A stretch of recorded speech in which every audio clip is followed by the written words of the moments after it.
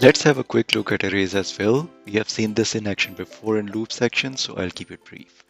An array is like a list where you can store multiple values. Instead of creating many different variables, you can use one array to hold them all. This is an array that holds 3 fruits. You can access each item using its position in the list. You can access items by using their index starting from 0 using square brackets. So the first item would be at index 0, the second item would be at index 1. And you can see first item apple, second banana got listed. Note there is no restriction in JavaScript on type of object an array can hold.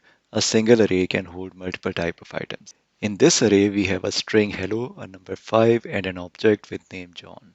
You can store many type of data together. Let me show you how to access name of object at index 2. So we go with mixed array square bracket 2 dot name to access the property of the object.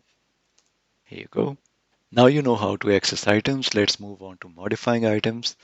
So I'm going to modify item 2 at index 1 and change it from banana to peach.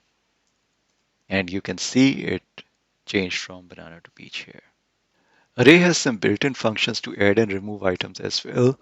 Push is used to add items at end of array and pop function removes it from the end. Similarly, unshift adds item to start of array while shift removes it from the start.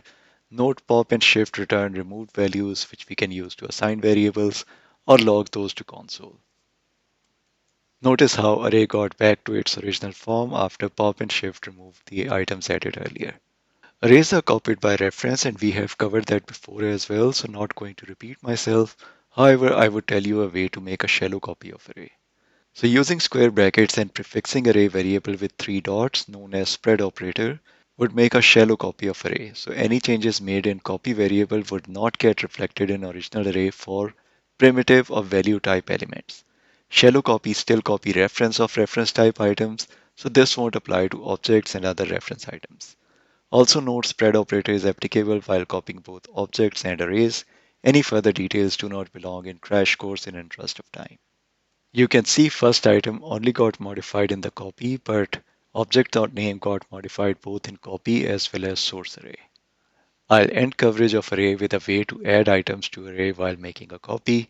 So here we are combining an array of fruits with a new item kiwi and mixed array. So let's see the result. And here we go. We have the whole combined array. We have already seen loops on array in action before in function sections, so I'll skip these for now. And that ends our coverage of arrays, which are excellent tools to handle collections of related data.